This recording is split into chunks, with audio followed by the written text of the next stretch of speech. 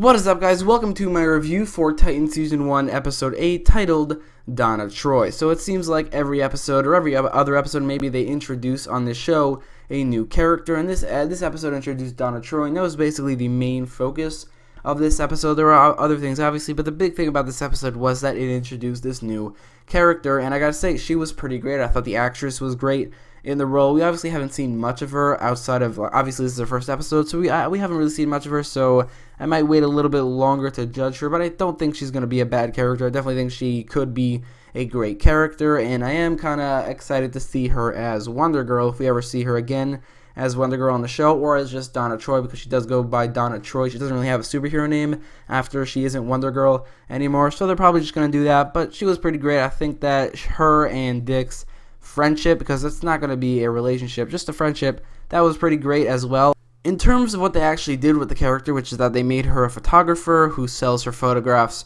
for art, and she's no longer Wonder Girl, it's a little less interesting than I expected her to be. That being said, I don't think it'll last very long, considering how long Dick Grayson was an officer for in this season. Like, he was a cop for maybe 2 episodes, and that is being generous, which is crazy because I did hear once that this season, Dick Grayson in particular, a big part of him was going to be, or inspired by the fact that he was a cop in, I think, the 90s, and in this show, he was a cop for a total of 2 episodes. It might continue to the next couple seasons, but I highly doubt it. They just moved away from that and completely forgot about it, so it's possible they could do the same thing with Donna Troy, where in this episode, she gets dragged into the main plot of the season, which she did, and she stays there, and they completely forget about her day job, or whatever she does, which is photography, which I wouldn't mind that, because her being a photographer is not as interesting, again, it's not as interesting as she could be. I'm not really familiar with her in the comics, but when I have read her in the comics, which is in the Rebirth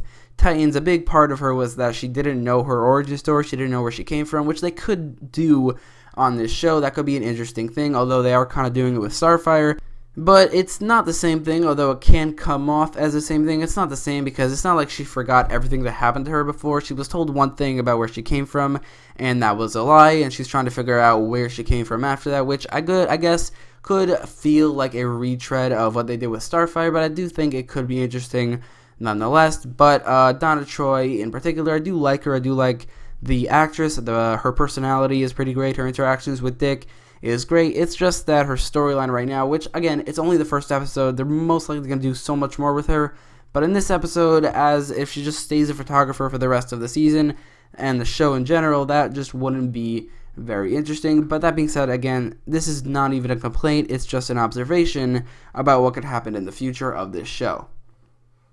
There was also this flashback in the beginning of the episode, which there was only really one flashback. I was a little disappointed there wasn't more flashbacks in this episode, because the first flashback of this episode might have been the best and most interesting part of the episode, outside of what happened at the end, because, well, first of all, Wonder Woman and the Justice League were both confirmed to be a thing in that flashback. Well, obviously Wonder Woman was obvious because Donna Troy is around, but the Justice League was not obvious. That means the Justice League have been around for at least 15 years by the time of 2018, when in the flashback, that was 15 years ago, and the Justice League have been around at least a little bit by then, which is pretty insane. It's a great confirmation, and I like that scene quite a lot. Also, just the thought of the fact that other members of the Justice League's sidekick, specifically Green Arrow and the Flash's sidekick, Arsenal or Speedy and Kid Flash, could, along with Donna Troy and Dick, could be in this Teen Titans in the flashbacks that maybe doesn't last a very long time,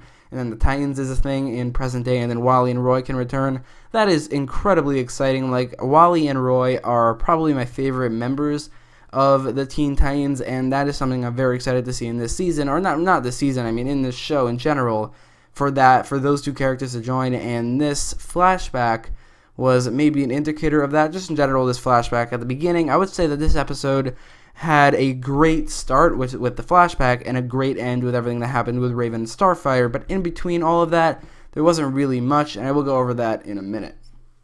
So everything in between those two scenes was, well, there was the Robin or Dick Grayson and Donna Troy storyline, which was interesting just because it introduced us to Donna Troy, and again, everything that happened in the end with that storyline was very interesting. But the Starfire storyline, along with Beast Boy and Raven and Raven's mother, not really anything happened. Like, there were two scenes in that storyline before the ending that were of any merit, which is one of them was Starfire talking with Beast Boy, which was development for the characters, fleshing them out and fleshing their relationship, their friendship out with each other. Although there was this one kind of weird part of that, which is that Starfire asked Beast Boy if he wants to make out with Raven, which is weird because the actor for Beast Boy is like 20 years old, while the actress for Raven is 13. So that is kind of weird. I mean, I'm guessing Beast Boy is younger than 20. He's probably like 15 or 16, but still, the actor is 20 and she's 13. But yeah, that's definitely really weird. Honestly, it just doesn't make any sense to me that they did this. They cast an actor who's 20 and an actress who's 13, and it makes, I mean, Beast Boy and Raven have a thing in the comics. They are together a lot in the comics, and it just doesn't make any sense that they cast these actors so far apart in age if they really wanted to give them some sort of a relationship on the show, because they really can't and they really shouldn't. It's gonna be too weird. It just doesn't make any sense to me that they cast these two actors the way they did. But anyway, moving past that, like I said, Starfire and Beast Boy's scenes together, like really one scene together, that was something because it did give them development together. But then there's also the scene between Raven and her mother, really one scene because they talked about Trigon. They didn't mention his name, obviously, but the way that she described Trigon, it doesn't sound like Trigon at all. She described a cult leader, which fits Brother Blood way more. So either one of two things is happening in this universe, this continuity, is one, Brother Blood is actually Raven's father,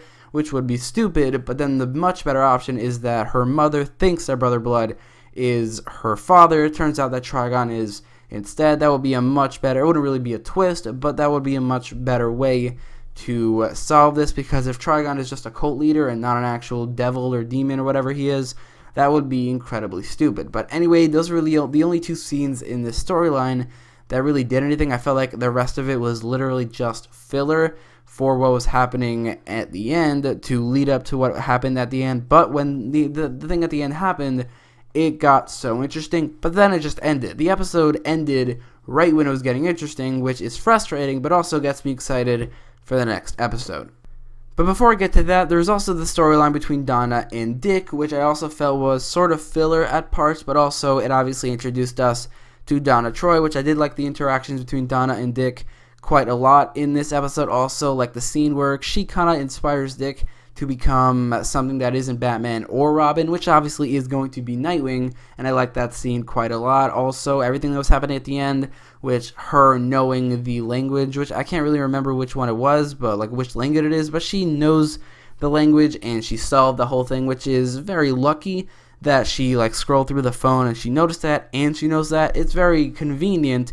But I did like how they set it up in this episode. Like at the end of the episode was really ramping up and it was getting really intense. It was kind of between the storyline with Raven and Starfire, and Raven healing her memories, and everything to do with Donna and Dick discovering that Starfire is trying to secure Raven or take care of her, but then they find out it's kill her. And I really liked how that was all set up and how that all fit into the ending of this episode, which is a reveal that Starfire is here to kill Raven. So the big reveal at the end was that Starfire came to Earth to kill Raven, and again, I really like how that was set up at the end of the episode, although it was kind of frustrating how they ended the episode like that. Still, again, it gets me very excited for the next episode. Now, what's weird about this, it's different than the usual cliche, which is that in this scene, she looks like she's going crazy and evil and she's strangling Raven, but when you think about it, she's not doing that. What she's doing is that she remembers everything and the reason she's here, and she's herself now. So the character we've known up until this point is basically gone. She's no longer here. I'm guessing she's still going to have the memories of everything that happened between when she lost her memory and now, but now that she remembers everything, she's got kind of a completely different person. I'm also guessing they're probably going to use the fact that she bonded with these people to make her not kill Raven. But this is different from usual because she's not going crazy. She just became herself. Now, the thing that she came here to kill Raven, that's very interesting. It's very different from the usual because Starfire and Raven's storylines are never connected, and Earth and Tamaran are never really connected either. So that is pretty interesting. They're doing that in this show, the reason she came to Earth is particularly connected to Raven, which is definitely a different approach, but it is definitely an approach that I am very interested in. So that is it for the review, and in conclusion, this episode began really strong with that flashback that confirmed Wonder Woman and the Justice League, as well as the relationship and friendship between Dick and Donna, and the ending was also great, which ramped up the story of the season, confirming why Starfire is here and really getting me excited for the next episode, but everything in between was nowhere near as interesting. So I will give this episode an 8.4 out of 10, but let me know all your thoughts in the comments down below, and if you like this video, don't forget to leave a like, share, and subscribe, and thanks for watching.